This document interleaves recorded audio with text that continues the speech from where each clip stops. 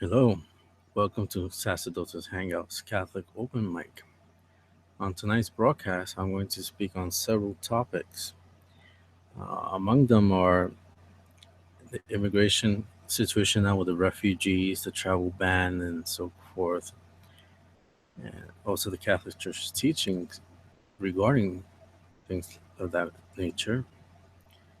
Also, Our Lady of Lourdes, who we celebrated on the 11th of this month, and also papal drama, and I'll explain to you that about that when we get to it.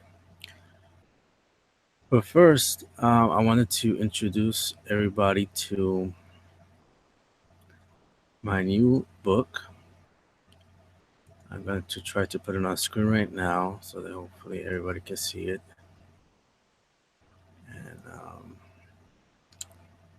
you can see exactly what I'm talking about. As soon as this cooperates with me, I will be able to present it to you.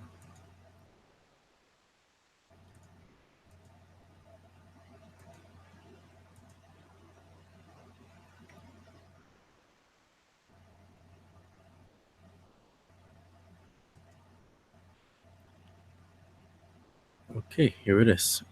Well, hopefully everybody's seeing what I am seeing, but you should be seeing the front page of my site. And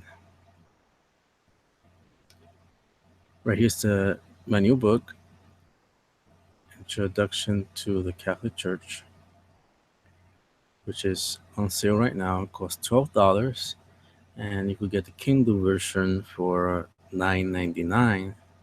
So $12 for the paperback and $9.99 for the Kindle version, the ebook version, which you could read on your Kindle book or your e-reader, iPad, or whatever device you use, phones, and so forth. Basically, this book is pretty much an introduction to Catholicism. It tells you about the church history and the church's teachings and so forth, and goes into detail, but not too strictly into detail in the sense of overwhelming you. But it gets to the point. I try my best to get to the point of the teachings of the church and the things surrounding the church, so that readers, Catholics and non-Catholics, could get a quick grasp of everything that has to do with the Catholic Church in regards to the doctrines and apologetics, how to defend the church against the objections that exist today in the postmodern world. So this book is unique. It's different from anything you will see on anywhere else. You will not find any of this work or this type of apologetics anywhere, not even on Catholic Answers or the Coming Home Network or Strange Notions or any of those other sources out there, Catholic sources. You will not find anything like this there because, again, those sources are great and I love them, but they are geared towards the Catholic mentality, the Catholic way of thinking. So it's pretty much preaching to the choir, whereas this book and my books generally are open for the general public, and it's geared towards evangelization to those people outside of the church mainly. Because again, I expect people in the church to know about the teachings of the church, and I do not expect people outside of the church to know the teachings of the church. So therefore, I put more emphasis on trying to educate those people outside of the church to hopefully bring them into the church. And I'm referring, of course, to atheists, Protestants, and Muslims, agnostics, etc., those people outside of the church who heard of the church, they know of the church, unfortunately, probably in a negative way with the media and so forth, but are still curious about it. They want to know more about it. So I decided to write this book to help those people outside of the church learn more about the church in an easy way, in a way that's not forcing them to memorize all these different things, as in the case of the Baltimore Catechism and so forth. And also for Catholics in the church, both active Catholics and those who are lukewarm in the church, who become the AMP Catholics who show up on Ash Wednesday or Palm Sunday. So this book is great for those as well. And again, it goes through the teachings of the church. I present apologetics, defending the teachings of the church, the main doctrines of the church. I provide a chapter on Protestantism, how to address it, the history of Protestantism, how to answer the objections of Protestants, sola scriptura, sola fide, and so forth. The objections of why Catholics have statues and images, and why do they pray to the Virgin Mary? Why do they consider the Mother of God so important? Why do we call her the Mother of God? And things like that is addressed in a very long chapter, but very informative chapter. The book should take you at least an hour, 20 minutes to read. It's short, it's about 170 so pages, 178, I believe. And depending on the version, because the Kindle version will probably be less because it's electronic. But it's to the point. It's very knowledgeable. It'll fill up your mind with all kinds of facts and whatnot. I also provide apologetics against atheism. So the common objections from atheists, Catholics are able to respond quickly. So because this is why I decided to start a blog in the first place, and the Sacerdotus account on Twitter. It's because I found that the apologetics against atheism is pretty much non-existent in the Catholic world. Now we're starting to see Brandon Vogue with strange notions and things like that, and um, Trent Trent Horn with debates with different atheists and so forth.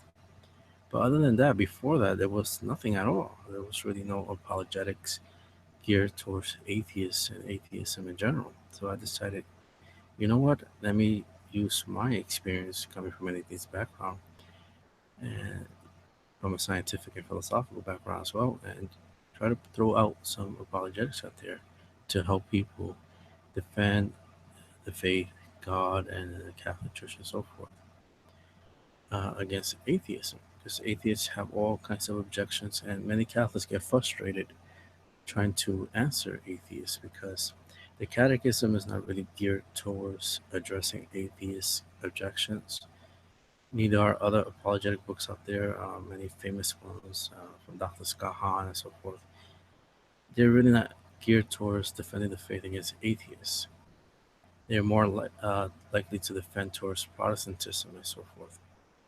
So that's why I felt compelled to start all this work, this ministry, to gear towards defending the faith against atheists.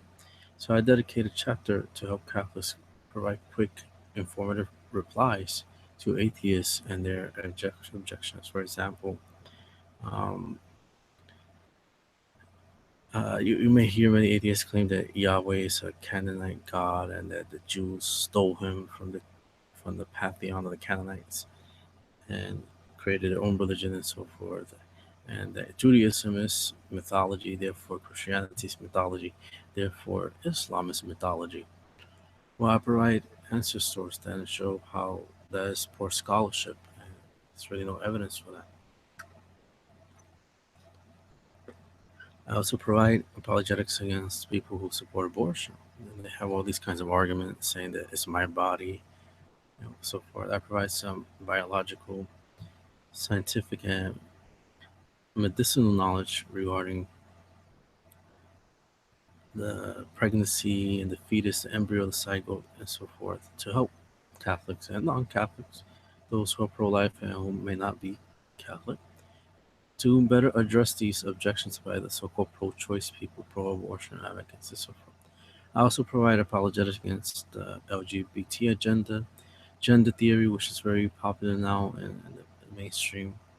The idea that there's all these different genders, 52, some say 78 genders, and so forth. I show the origin of it and how to address it and why it's fallacious in nature. It contradicts nature. And you will definitely enjoy the book. It's a must-have if you're into apologetics or want to obtain more knowledge of the church and so forth. And so again, you can purchase it. It's available on Create Space, on Amazon, Amazon Kindle, Barnes and Noble, book culture, and also Walmart, and also your local store may have it as well if they order um, these kinds of books. So you can get it from there. It's $12 in paperback, a small 5 by 8. Again, it's an easy read. It's nothing that's gonna force you to pull out a dictionary and start to look up words you don't understand. It's a quick read, um, and to the point. There's pages upon pages of references, so you can see where I got the material from, where I got the sources from. Go and do even further research on whatever topic caught your eye. And again, it's $12 a paperback and $9.99 the Kindle version of it. So stay tuned in the future. I always offer discounts and whatnot. So if $12 is a bit too much, then you can wait until I have a sale or whatnot, and you can get it cheaper. But $12 should not be a lot. That's less than what people spend on coffee in 4 or 5 days. So, and coffee is really not that beneficial for you. It gets you nervous, but this book will definitely be beneficial for you and help educate you and prepare you for the Catholic faith if you're interested in it. Prepare you how to address the objections from the postmodern world, uh, the new atheism, um, pro-abortion, pro-choice activists, and LGBT, their arguments, gender theory, and the like. So hopefully you're able to get your own copy and enjoy that as well. Now I wanted to speak a bit on immigration, the refugee situation in the United States. As you may know, we have a new president, Trump, and this president is very controversial. He has been since before he started the election, when he was in the media and The Apprentice and programs like that. He was always controversial. And when Twitter came out, he started tweeting and posting all kinds of things that got people's attention. And among those things was immigration and the refugees situation in Syria and other nations. And eventually, when he became president, many people began to worry. They feared that he would be another Hitler, rounding up immigrants and throwing them out of the country or throwing them into ovens. I mean, I heard all kinds of crazy things on Twitter from people who are paranoid with Donald Trump. Now, of course, there are things that I agree with him, and there's things that I do not agree with him. On immigration and so forth, I do agree with him. We do see eye to eye. Obviously, on science issues such as global warming, we do not see eye to eye. I do believe that global warming is a reality, but that's a topic for another program. But in regards to immigration, the United States does have an illegal immigration problem. Now, I understand that the United States welcomes immigrants. Some people argue that the Europeans were immigrants and they came here and they took the land for the natives and so forth. People could take all kinds of interpretations. There's a movement out there trying to get rid of Christopher Columbus, the holiday, and whatnot. Some people claim that we're celebrating a rapist and whatnot. People can go either way on those. There's so many ideas out there and whatnot. You could decide either way what you want to believe. I personally do not believe that the Europeans were necessarily illegal immigrants that came over here to grow the land. For one, the natives gave them land, they sold them the land. For example, where I'm from in New York City, I was born in Manhattan. The word Manhattan is from the uh, native language, the natives that lived in the area. And they sold Manhattan, right? And I forgot the name of the park. It's in Washington Heights, around there. I think it's Fort Washington Park. I'm not sure the name. It's Fort something. And around there, it's actually the spot where the purchase took place of the natives with the Dutch, with the Europeans who came to the northeastern part of the United States, what we call now the northeastern part, or New England. And they actually sold the island of Manhattan to these quote unquote white people, pale faces, whatever you want to call them. And the same thing with other regions in the United States, Florida and so forth. Now, why did they sell it? Why did they give up the land? I mean, they probably thought that these Europeans were really friendly people. Unfortunately, not all of them were. I cannot sugarcoat the reality, but humans are humans, and humans treat each other badly. So we cannot excuse anyone, not even the natives. The natives did some things that were not so kosher either. But again, that's part of fallen human nature. But when people say that they stole the land and they were illegal immigrants and whatnot, that the land belonged to the natives, that's not really true. I mean, there's studies now that say that the natives were not here, that they not originate from here, from the United States. That they actually were from the other side of the world, from Asia, and they walked from here to Russia when it was connected to Alaska. There's like a little uh, archipelago type thing. I forgot the name of it that connects Russia to Alaska. And these people that we call now, they walked from there to the United States, what we call the United States. And how do we know this? Because we found, well, not me, I wasn't there, but I say we as the scholars and the humanity, us, they found tools and things along that route, which most of it is on the water. So we have evidence that people actually walked through there and they probably camped out there while they were making the journey. And if you look at Native Americans and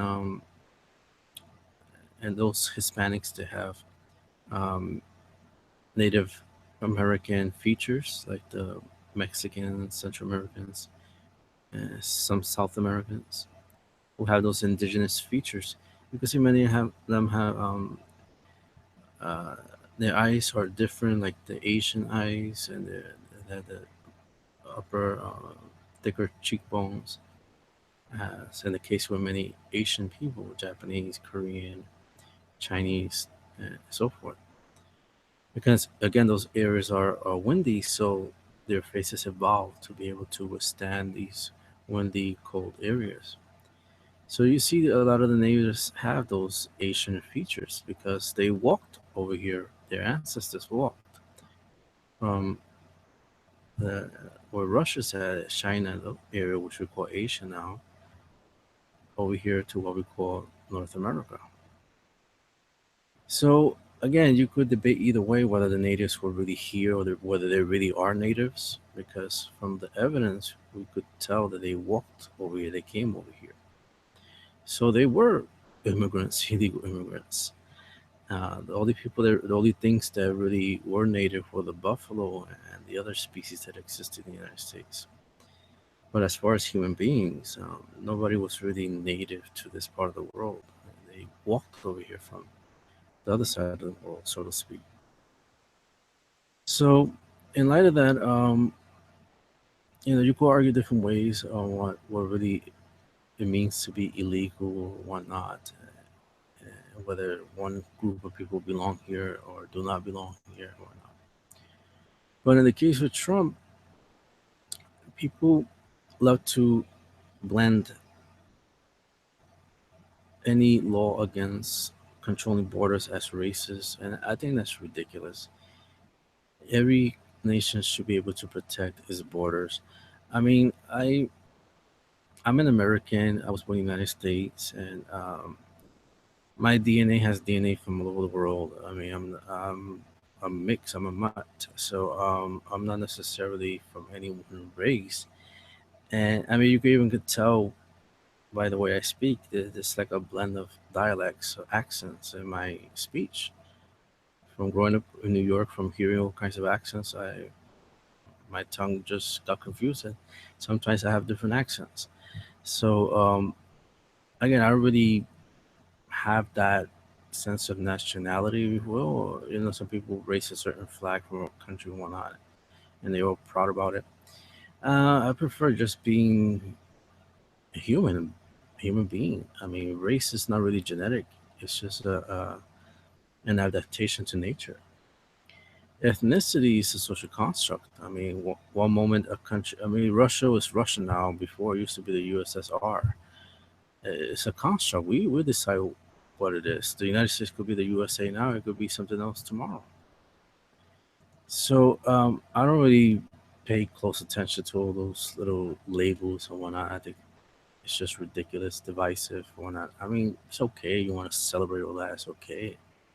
I'm all for culture and learning about your heritage and so forth. But am I going to let it define me, run my life? Of course not. And obviously, as a Catholic now, I'm more concerned about my heavenly home. The scripture says that we're trying to become citizens. We're citizens of that place up there, the heavenly realm. That's our true citizenship, not these lands, these continents that are on earth, that in many cases try to kill us with earthquakes and storms. But that's beside the point. With immigration, people always tend to make it like a racial thing, it's racist and whatnot. And as I said before, I find it very, very ridiculous that people will even consider that because, as it stands, human beings love separating themselves. Human beings are tribal creatures. They group together, they love to hang out in groups.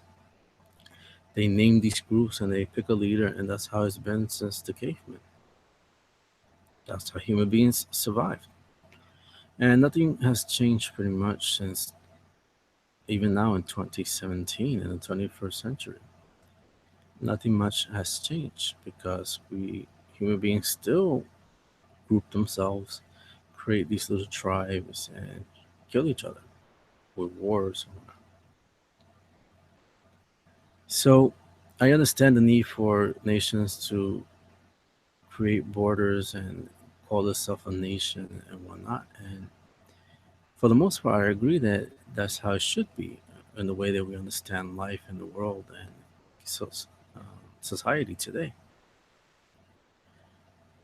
And a nation, of course, has a right to have borders and to protect itself. Imagine your home if you have no walls, or I mean, it would be great if we could live in a world where you could keep your door open and you don't have to worry about somebody coming in and killing you, robbing you. I mean, that would be great. I mean, if we could do that, if we don't even need doors, well, unless you're in a cold climate or whatnot, but it would be great to live in a world where you could just leave your windows open and you don't have to worry about anybody to you. But unfortunately, that's not how it is. That's a fantasy to even think of that. Today, you could put all kinds of locks on your doors, and they people could just break it down and attack you. There was a video I saw yesterday on the news in New York City. I saw it online at the Bronx channel. I try to keep up what's going on at home, and there was a video where this man, a delivery man, he's with the bag, probably delivering Chinese food, and these two black people just attacked this poor guy and beat the hell out of him and kicking him. And then there's people in the background. There's like three people in the background. They're standing there looking. One of them is even dribbling a ball as if nothing's going on. And I'm thinking to myself, what the heck is going on in this world? That people could see that going on and not do anything. And again, I bring that up because of the need for protection that we all have to defend ourselves, the need that we need for self preservation. And if nations do not protect themselves, then other nations would just come in and make themselves at home. Look what happened with the Nazis. They were going country to country taking over. Why? Because these nations were wide open. They felt they reached the height of civilization. Nothing was going to happen.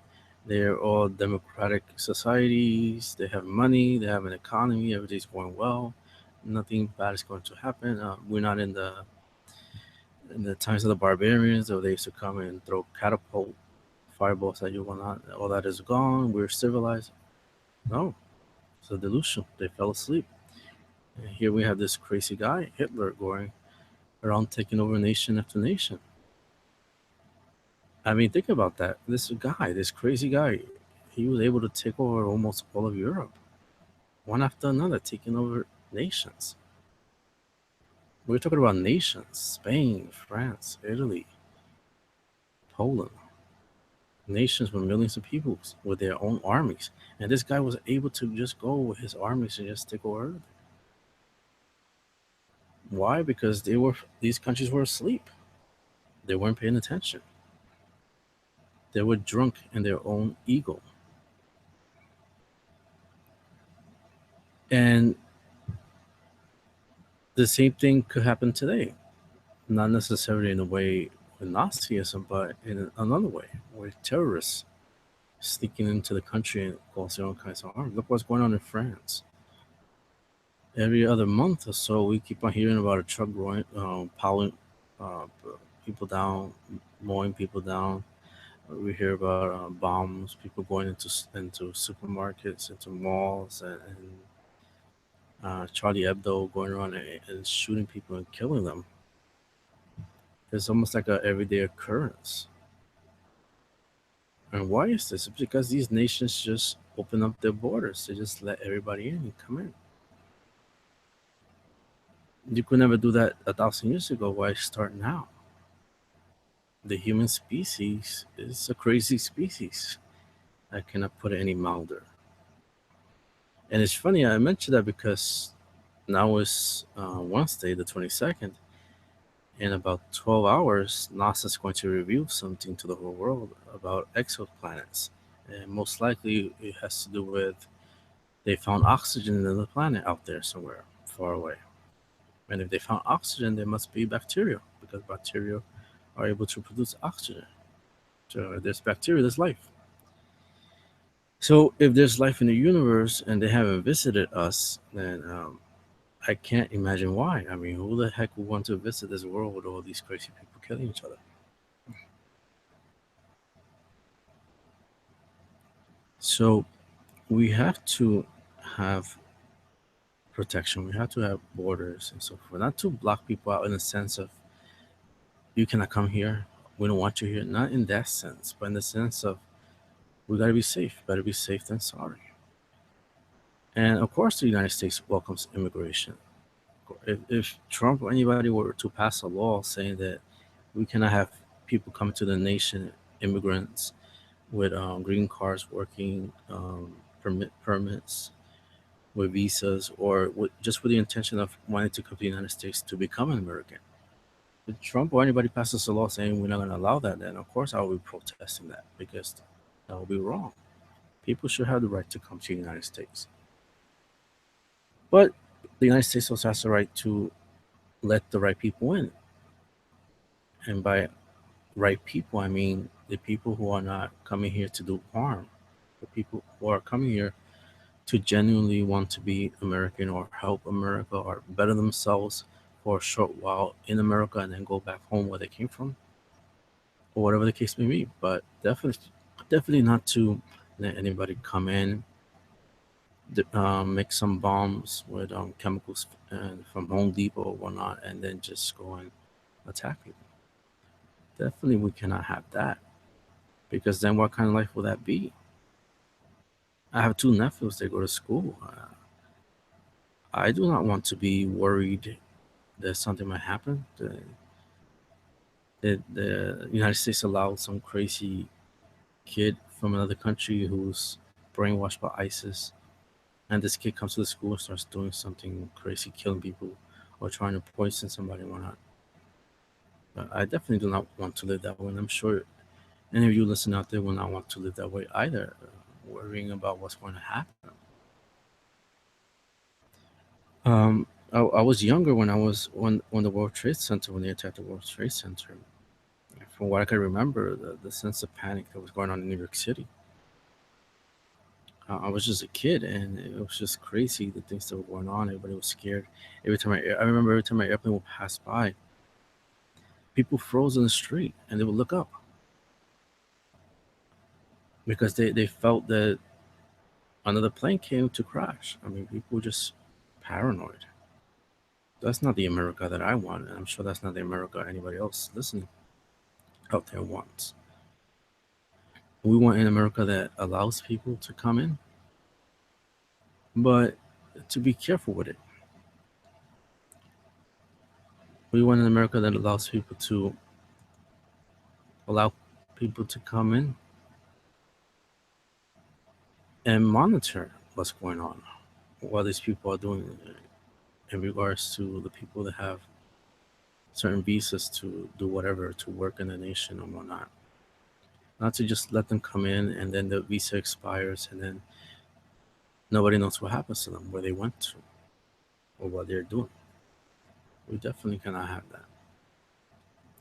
And of course, Trump signed that executive order that was shot down by the court. And again, I spoke this in another broadcast. I did not understand why or how the court came up with the decision, because the the laws clearly state that the president has the power. And Code 1182, it says whenever the president finds that the entry of any aliens or of any class of aliens into the United States will be detrimental to the interests of the United States, he may, by proclamation, and for such period as he shall deem necessary, suspend the entry of all aliens or any class of aliens as immigrants or non-immigrants, or impose on the entry of aliens any restrictions he may deem to be appropriate. It's as clear as day. And if a judge cannot understand that, where did these people go to law school? I studied paralegal when I was in high school. That doesn't make me a lawyer, but it gives me a pretty good grasp of the law. And this law is as clear as day. It says that whenever the president finds that the entry of an alien or any class of aliens will be detrimental. I mean, what other thing is detrimental than the idea of somebody coming here to do harm to the United States? And then Trump puts this vetting period, and then the media calls it a ban. It's not a ban, it's just a waiting period where these people get screened to make sure these people are not going online and communicating, sharing secrets, or how to attack people or whatnot. It's a period to investigate because you need time to investigate people. You cannot investigate somebody in 1 hour or 15 minutes. You need time to investigate people. So Trump chose the nations that Obama had presented as the nations with problems. And he issued this extreme vetting process, not a ban. It's not like these people weren't able to come in. They're just going to take a little longer to come in. And the court just knocks it out. It just doesn't make any sense to me at all. And I understand there's people out there that were offended, they were hurt, they thought this was all racism or whatnot. It's not racism. It's just trying the United States protecting itself. And you'd be surprised how many some people followed me on Twitter. A Catholic nun, a Franciscan nun, who followed me for many years, unfollowed me from nowhere. And then me and her got into a little discussion on Twitter. And she just said, "Oh, well, what would Jesus do?" And Jesus that. I mean, I'll tell you what Jesus would do. He would follow the law. Render unto Caesar what is Caesar. Render to God what is God's. Jesus never broke the law. This is why Barabbas and the others instigated against him, because they were expecting this Messiah to be a rebel. They thought that Jesus, the Messiah, was supposed to be this guy with a sword, going around screaming like Xena, telling everybody to grab their arms and let's fight the Romans and take over everything. That's what they thought the Messiah was supposed to be, this warrior prince or king or whatnot. But then we have this guy walking around saying, love one another, turn the other cheek. If somebody sues you for your shirt, give him your cloak. Ask and you shall receive. And all these different sayings there just make people raise their eyebrows like Spock. And why? Because Jesus followed the law. He wasn't a lawbreaker, he followed the law. So what do you mean, what would Jesus do? He will follow the law. He will obey whatever the president decided, or whatever the court decided, or whatever Congress decided, whatever the government decided. That's what he would do. So I really didn't understand where these nuns and these people get this rationale that somehow Jesus is for breaking the law. That's not. Jesus is not for breaking the law. He's for helping people, of course. I'll give them that. But this travel executive order and so forth is not about not helping people. It's about being careful about who you're helping.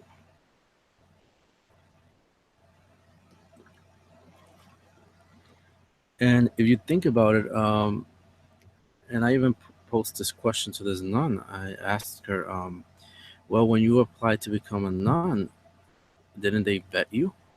Because I know that religious orders and seminaries do not just go and smile at you and let you in. That's not how it works. They check your academics, they check your records, they check you're educated, you know how to pick up a pencil, you know how to read. They check your emotional stability, and they get a psychiatrist, a therapist to examine you. Sometimes they examine you without you even realizing it. And I know this because I have a degree in psychology, so I know what you're doing. You can't put a fast one by me.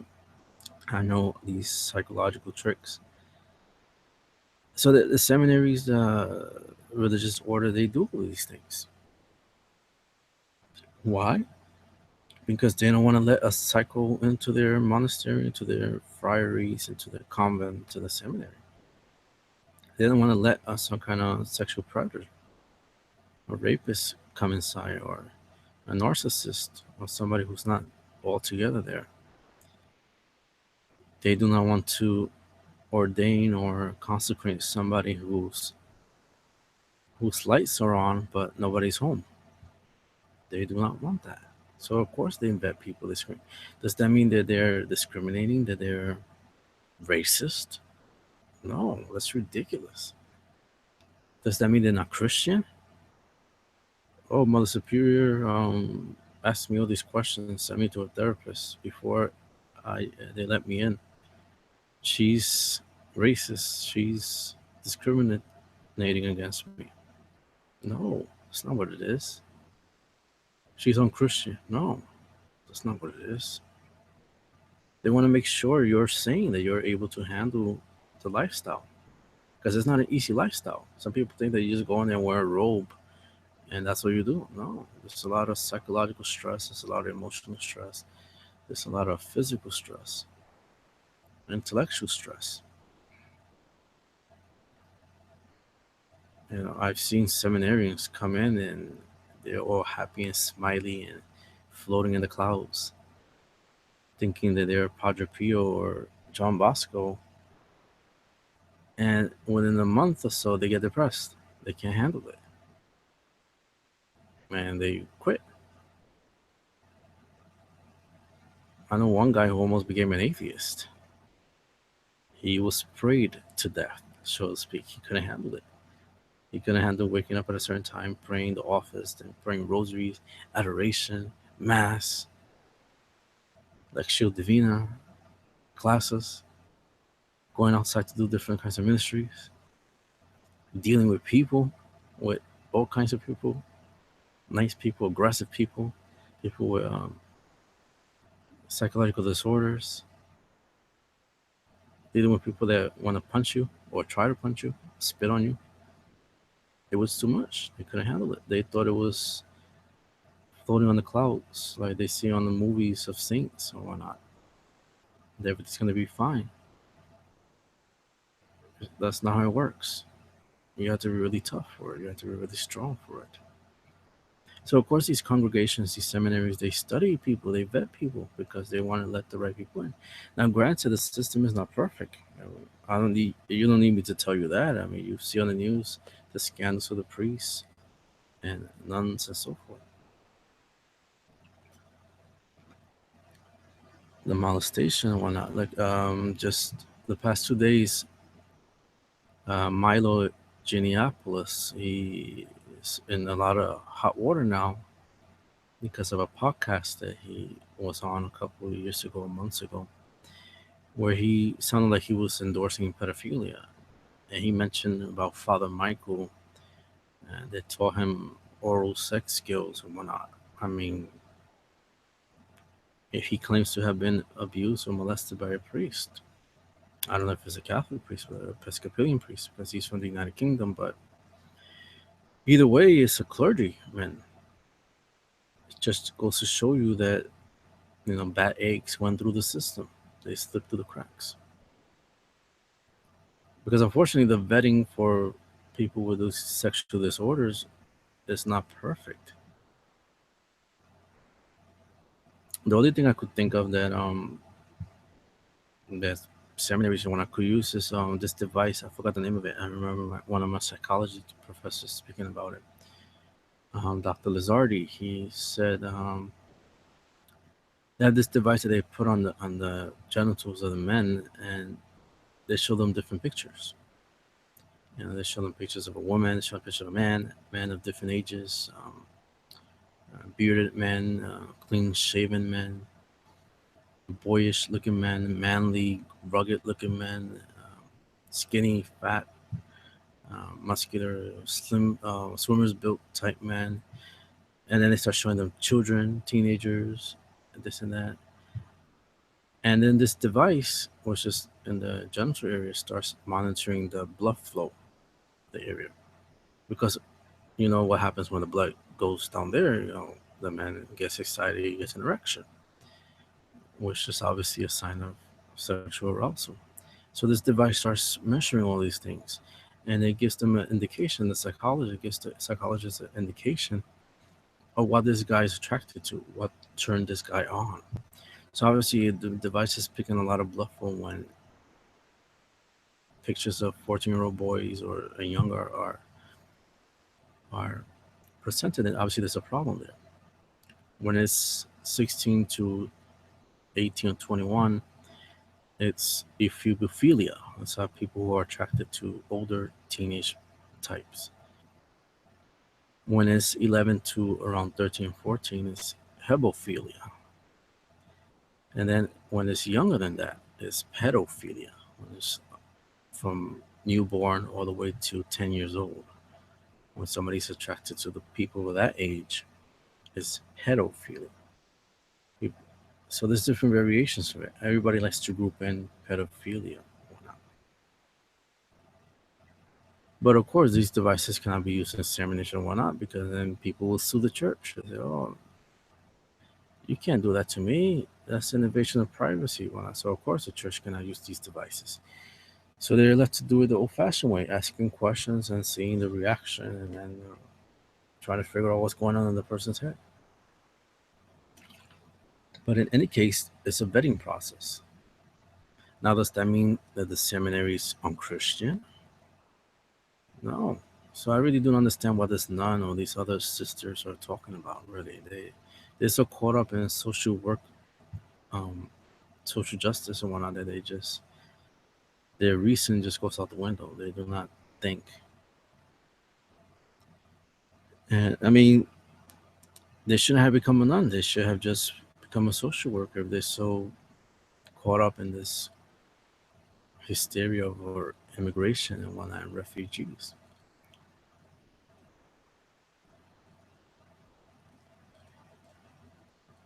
So the Catholic Church teaches that nations have a right to protect its borders. The Catechism says in paragraph 2241, the most the more prosperous nations are obliged to the extent that they are able to welcome the foreigner in search of the security and the means of livelihood which he cannot find in his country of origin. Public authorities should see to it that the natural right is respected, that places a guest under the protection of those who receive him. Political authorities, for the sake of the common good, for which they are responsible, may make the exercise of the right to immigrate subject to various juridical conditions, especially with regard to the immigrants' duties toward their country of adoption. Immigrants are obliged to respect with gratitude the material and spiritual heritage of the country that receives them, to obey its laws, and to assist in carrying civic burdens. That's what the Catechism says. That nations that have the capacity, who are wealthy, to welcome people should do so. But they also have the right to subject these people to juridical conditions, especially where how the immigrant is supposed to work or behave towards the country that's adopting them, so to speak. As the Catechism puts it, the country of adoption. So that's what Trump and the United States is doing. We're welcoming you, but we have to use our laws to make sure that you're not here to hurt the rest of us.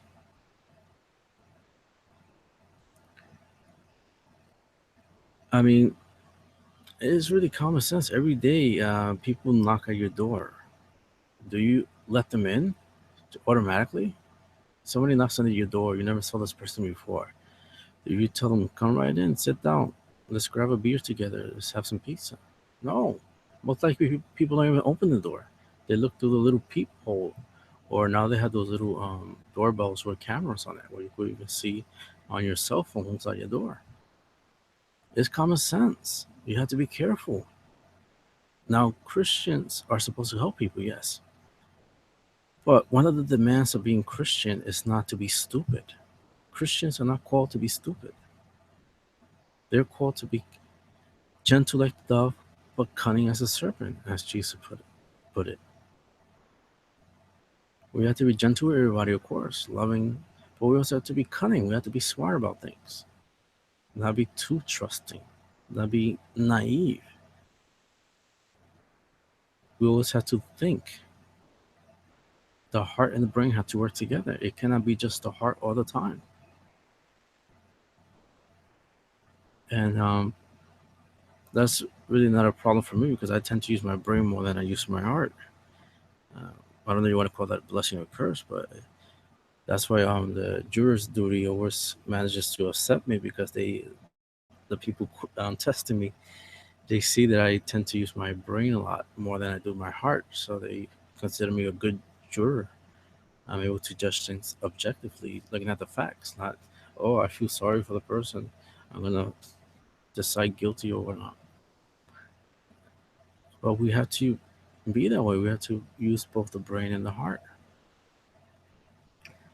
Now, the Pontifical Council for the Pastoral Care of Migrants and Interned People says on the document People on the Move from 2002, Migration and the Social Doctrine of the Church. And this is what it says in section B. Is the right of immigration absolute? Can it ever be limited? The SDC, or the Social Doctrine of the Church, also recognizes the right of states to control entry of persons and their borders. They have a right and duty to protect their sovereignty, as well as the internal order that guarantees security, basic human rights, and freedoms. Thus, states can make practical decisions that control immigration. It is, however, important to remember the principle that immigrants must always be treated with the respect due to their dignity of every human person. In the matter of controlling the influx of immigrants, the consideration which should rightly be given to the common good should not ignore this principle. The challenge is to combine the welcome due to every human being, especially when in need, with a reckoning of what is necessary for both the local inhabitants and the new arrivals to live a dignified and peaceful life. End quote. I mean, it doesn't get any clearer than that. What the church says that yes, we should welcome people, but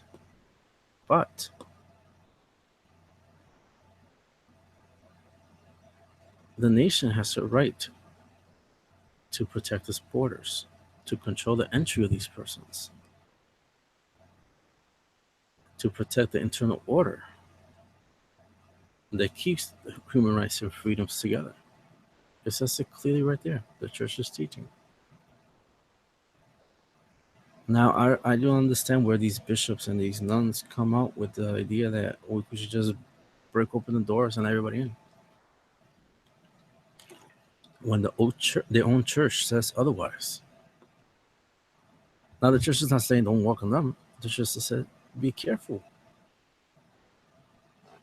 That's what the church is saying. Welcome people, but also take care of your own people as well. Protect them. Make sure your borders are secure. Now, there's a bishop in San Diego. I forgot his name. That he's calling on Catholics to pretty much rebel against Trump. So, I mean, this is ridiculous. I mean, if I ever run into that bishop, I'll get right in his face and just ask him, "What the hell are you doing?" I mean, this is what the church says. You're putting all of us in danger. Yes, we gotta help people. Of course, I will be the first one right there helping people, handing out sandwiches, blankets, or whatever. I will be the first one. But I gotta make sure who I'm helping. I want to make sure that when I hand somebody a sandwich, they're not gonna stab me in the eye. I want to make sure that these people that are coming that we're helping are okay. That's what's at stake here. So, as I could tell, this is going to be an ongoing battle. There's going to be people in the church fighting the bishops. I don't know what's going on with them. Uh, a couple of them are siding with the church, like Archbishop Shapiro and so forth, who acknowledge that, as the church says, we have to be careful. We have to help, but we have to be smart about it. That's the best way. That's the logical way. And again, you could use the analogy of the home. I mean, that's where we have doors. That's where we have locks. We do not just let people come into our homes and make themselves at home. There's codes of behavior. There's certain protocols that we have within our own families. Allowing people to come here illegally is just wrong. It's not really breaking the law, but it's just unethical, it's immoral. And I always ask people who are so pro illegal immigrants, I always ask them, if I was to come into your house right now, I just pick the lock, come in, and open your refrigerator and start eating, sit down and start watching the Yankees on TV, and you come home and you catch me there, what are you going to do? And the person says, I'll probably beat you up, call the police. And then I tell them, well, so why are we allowing illegal people come into the nation and taking our stuff? Why? And the person cannot answer it because that's exactly what's going on.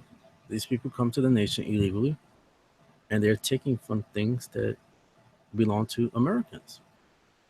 I know I've seen in New York City many illegal immigrants, Mexicans, Dominicans, from South America, Ecuadorians, Honduras, you name it.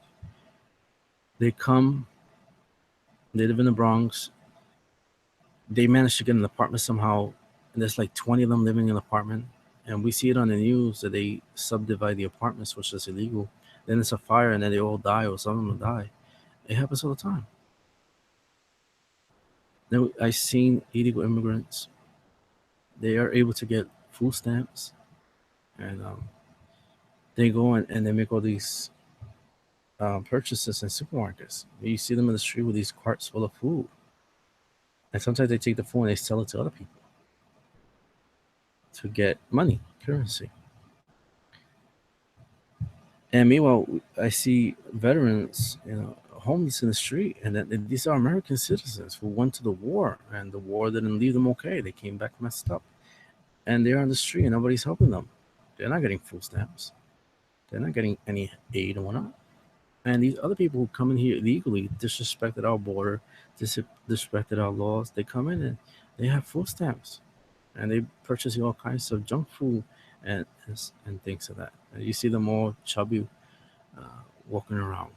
You walk around in the Bronx and Little Italy, which is not really Little Italy anymore. There's hardly any Italians left. It's around my neighborhood where I grew up, Belmont. You see, there are Mexicans and Albanians all over the place. You try to walk on the street, you can't walk on the street because there's Mexicans there with like 10 children.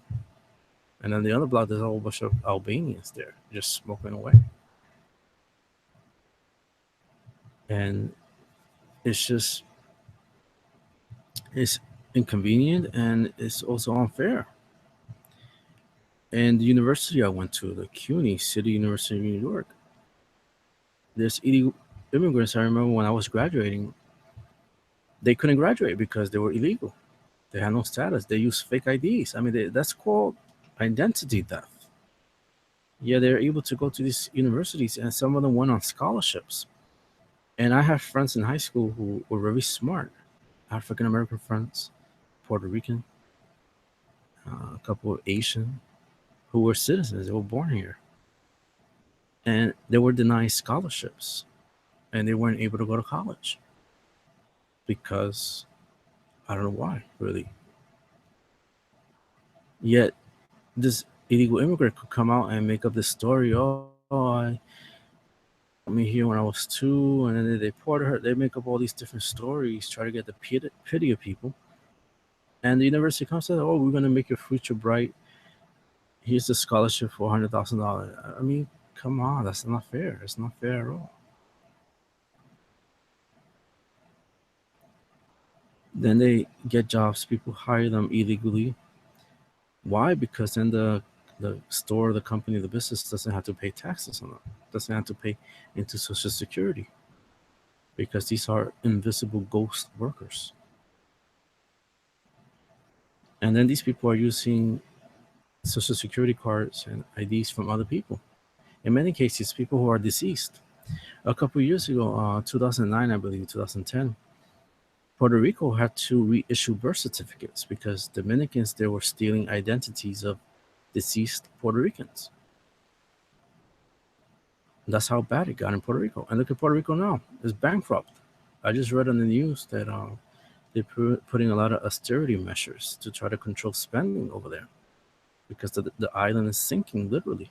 Well, not literally the island sinking, but economically it's sinking. Why? Because there was a flooding of illegal immigrants that flooded the island. Many Dominicans coming from Santo Domingo going over there stole the identities of Puerto Ricans. A couple of them I read in the newspaper that Puerto Ricans, let's say there was a Puerto Rican who died, an old Puerto Rican, and he or she had land on the island and died, and the children don't know about it, don't know about the papers. And then these Dominicans come and they go on the land and they take over it. They start living on it like they own it. And the Puerto Rican government is not monitoring that. The United States government is not monitoring that.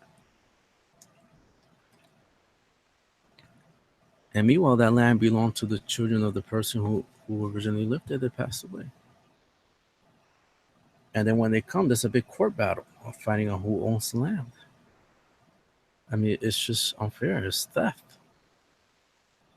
How can anybody, how can any Christian, how can any Catholic, how can any moral person support that kind of behavior? Now, granted, not all immigrants do that, as many of them that really do need help. But I mean, ask and you shall receive. I mean, come on. Don't risk your life coming over here not knowing what's going to happen. Ask. Go to the consulate. Go to the church in your nation and ask for help and go through the right channels and come here legally. It's much better for you.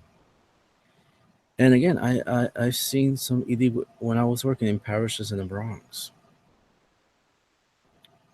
I remember there was a Mexican lady who was always in the church in the front every Sunday selling flowers.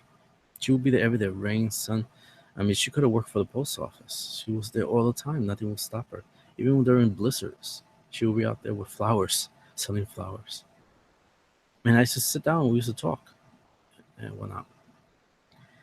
And she used to tell me the hardships, the things that they used to go through. And she had these, on one of the eyes, she had cataracts.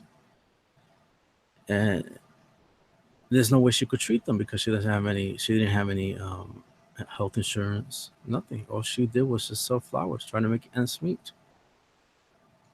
And I noticed whenever we had the Good Friday procession, and of course the police were called because to keep us legally on the street, or whenever we had a Eucharistic procession, and we needed the police to, of course, close the streets, guide the traffic, and all of that, she would disappear.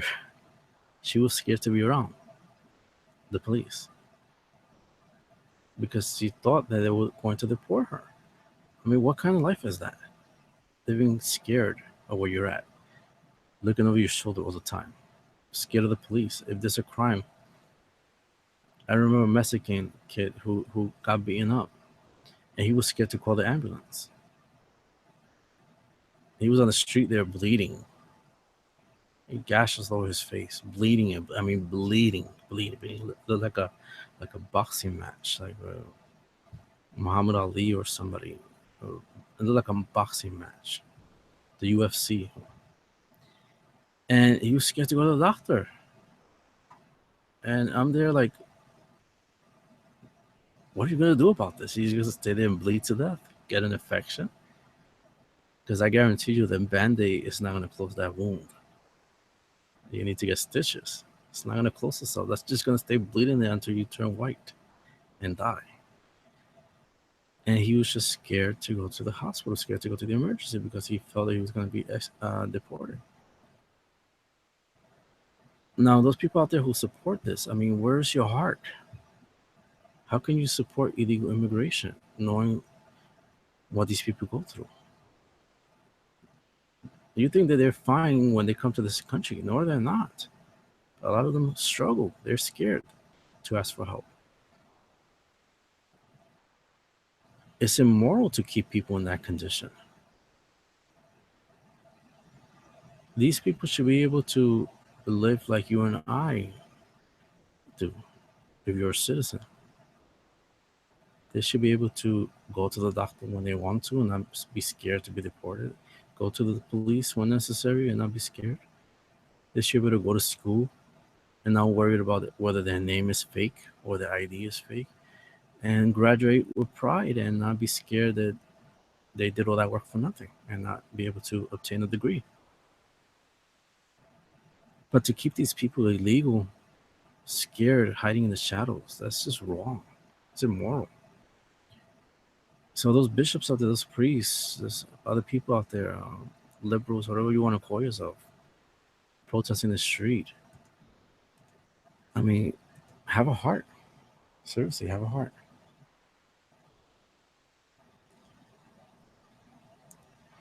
Now, the next thing I want to talk about is Our Lady of Lourdes. We celebrate a feast day on February 11th. And this is a story of apparition, which occurred in 1858 in Lourdes in France, where this 14-year-old girl named Bernadette Suberus claimed to see a lady speaking in a cave there, a grotto. And the lady appeared to her and spoke to her and told her, and Bernadette would tell the people, and of course the people thought she was crazy because she was delusional. She told the priest, she did all the things, and nobody believed her. Until one day the crowd started forming and they came there and she said that the lady who appeared to her, which obviously was the Virgin Mary, was telling her to dig a hole over there and drink. And she kept going and started digging a hole, and the people thought this girl was crazy. Then all of a sudden water starts coming from there. And it's been flowing there ever since. And this water, people have experienced different miracles, healings over it. And Lords, people go and they drink the water, they get blessed by the water. They even have baths with the water, and they come out healed. Many people there who are unable to walk come and are able to walk. And scientists have done studies on it, and they really cannot explain what's going on.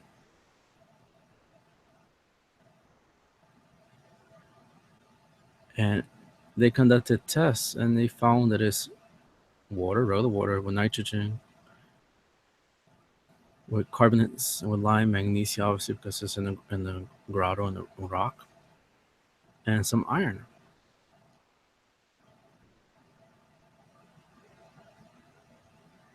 And they found the water to be completely natural, spring water. Nothing. It's not a pipe under there. There's nothing there that would be suspicious. And to this day, the water still flows there. And Bernadette eventually became a nun, and she passed away, and her body's incorrupt. It did not get rotten. She's still intact. Looks almost like she's if she is sleeping.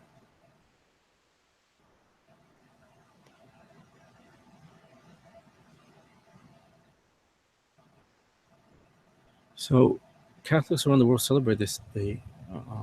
A Lady of Lourdes. They invoke Mary as Our Lady of Lourdes, which I want to make clear because there's some people out there that think there's different Virgin Marys. There's not different Virgin Marys. It's one Virgin Mary. It's just that she has different titles, and many of these titles are from a place where she appeared, or just the people in the area who called her by that title. I mean, there's Our Lady of New York, Our Lady of Boston.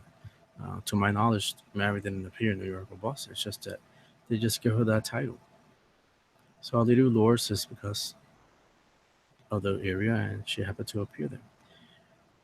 But many people go there. Millions go there every year, and many get all kinds of miracles, both physical and spiritual miracles. Scientists, atheists try to make all kinds of claims, excuses, but they can never really get to the bottom of what's going on and why people get healed when they go there.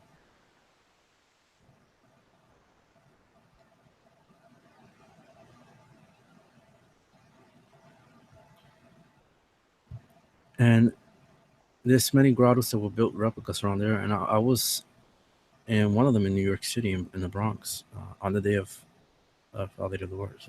I briefly periscoped it, and you could look at my Twitter account, you could see it.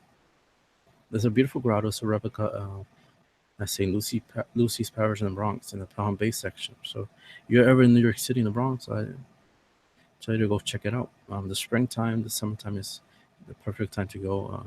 You'll be comfortable. You won't. They open it in the winter, believe it or not, but you don't want to sit out there and freeze.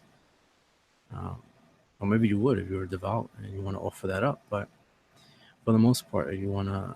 Obviously, you're elderly. You cannot. Springtime, the summertime is the best time to go over there in Pelham Bay section of the Bronx. Our Lady of Lucy Parish. And hopefully, whenever I'm able to do so, I'll return there and I'll do a live stream there on Periscope or Facebook Live, and everybody could see the grotto live, and you could pray with me along. So that's the story of Our Lady of Lourdes, and time is short, so I want to go quickly to the last thing that I want to talk about, and it's the papal drama. I noticed for quite a while since Pope Francis was elected, there's some people who have been refusing to call him Pope Francis. They call him George Bergoglio, which is his birth name, the name he had in Argentina.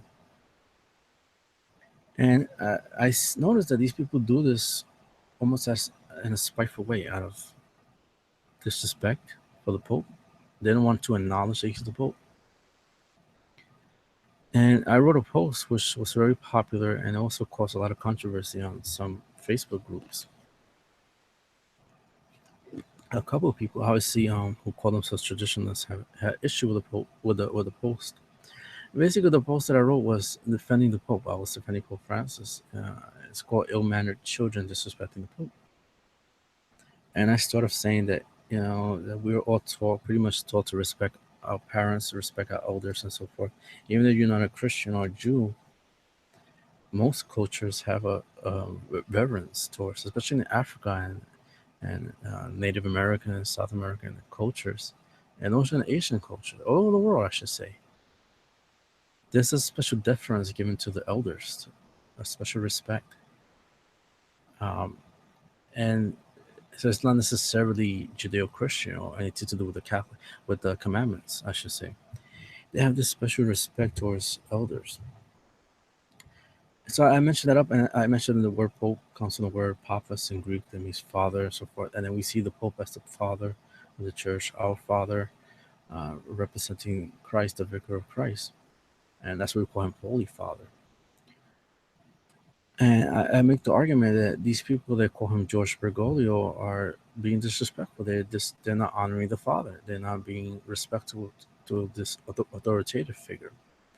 And I quote from the Catechism that says that the first commandment, that is not only in regards to father and mother, but also in regards to employers and leaders and whatnot, and those who govern us, teachers and magistrates and so forth.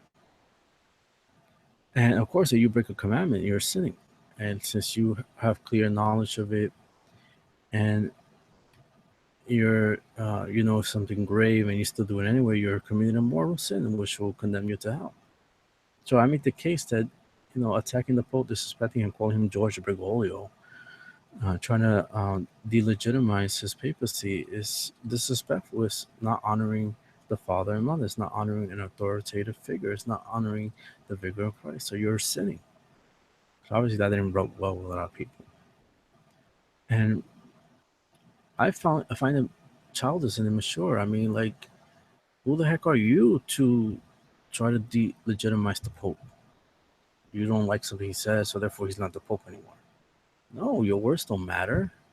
You're a nobody. Come on. You can't just go around and start saying that George Bergoglio just because he says something about the Latin Mass or not, or called some priest rigid. And because that rubbed you the wrong way, he ceases being the Pope? I mean, come on, stop being ridiculous. That's childish. Puerile. And it's disrespectful. And also, it's a sign of pride.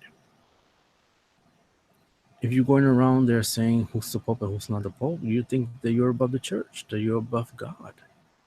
We all know that the Holy Spirit inspires the cardinals during the conclave to pick the person who is supposed to lead. And by you going around saying George Bergoglio, you're disrespecting that. You're not putting respect to the process guided by the Holy Spirit. So you putting yourself above the process, above the Holy Spirit. It's a sign of pride. It's like Satan, like Lucifer. I will not serve. I know better than you, God. I mean, come on. That's not what a Christian, Catholic Christian is supposed to portray. He's supposed to be humble, accept. Pope Francis is Pope Francis.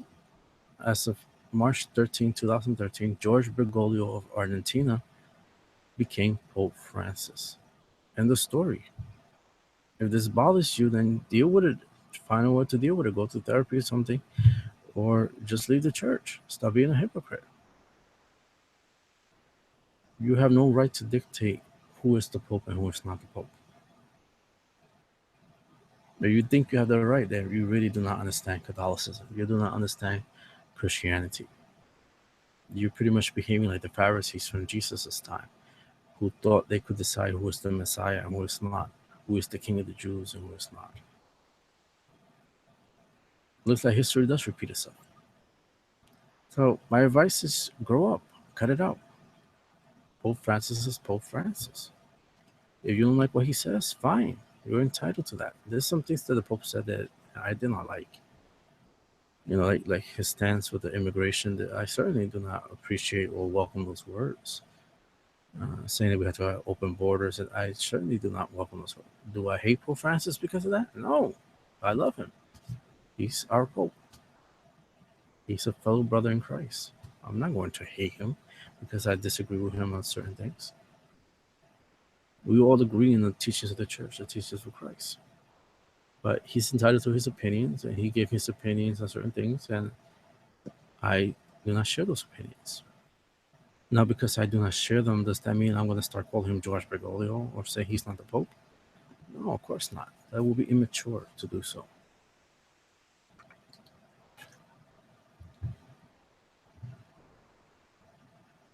So we have to respect the Pope and the Holy Father and not get so worked up with any little comment. I mean, people are entitled to their opinion.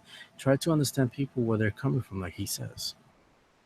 This man is a Hispanic, a Latino, and Latinos have a certain way of expressing themselves using colloquialisms and metaphors and figures of speech. Now, I noticed that many of his critics are Caucasian because obviously there's a disconnect there. They do not understand how Hispanics or Latinos express themselves. If they did understand, then they wouldn't be complaining so much about what this Pope says. And another thing in regards to Pope drama is the whole situation with the footnotes on the papal exhortation, Amoris Laetitia, where people are complaining saying that the footnotes this and the footnotes that. I mean, come on. A footnote is a footnote. A footnote is not a teaching of the church. A footnote is just showing where you got your information from, your source. That's what it is, a footnote. A footnote is not a declaration. It's not dogma. So you have to be careful when you start reading every little thing and then you think it's a teaching of the church. A footnote is not a teaching of the church. We got to be careful with that way of thinking because in Laudato Si, uh, there's footnotes there with scientific sources. Does that mean the church is now teaching science? It's very dangerous. The church only teaches on faith and morals. And a footnote is just a footnote. A reference is just a reference. A citation is just a citation. What matters is the content of the body of the writing. So those people out there saying that the footnote changes the teachings, that it contradicts both St. John Paul II, it's just nonsense. It's hogwash. So that concludes another episode of Sacerdotus Hangouts Catholic Open Mic. Hope you enjoyed it. I apologize if I'm very loquacious, but that's just part of where I am, my genetics. Hopefully, you get a better understanding of Catholic teachings and also my opinion, how I see things. And you're welcome to post comments or whatnot. And also, a reminder my book, Introduction to the Catholic Church. It's available on Amazon, Barnes& Nobles, and so forth. Paperback, $12, Kindle, $9.99. And you'll definitely enjoy the book. Give it a shot. Thank you for listening. God bless, Mary Key. Don't forget to help me out with some donations so that I'm able to expand this work, create more professional looking movies, expand my blogs with more connective sites, and get more information so I can write even more books. And also expand the hours for Sacerdotus Radio so that I'm able to actually take live calls or not. So your help will be extraordinarily helpful. And I'm also want to create this into a nonprofit, which costs money because I have to use lawyers and so forth. So you could help with that so that if I'm able to get this nonprofit, when you donate, you could get a tax exemption. Uh, uh, you could, well, not a tax exemption, you could declare that in your tax. When you file your taxes, you could declare that. Uh, and it will work out for everybody. You're able to help out and you get a tax deduction for your help, for your donation. So please consider donating. The PayPal found on my site, www.sacerdotus.com, and my GoFundMe, www.gofundme.com/sacerdotus. And I'll try to put it on screen so you know what I'm talking about.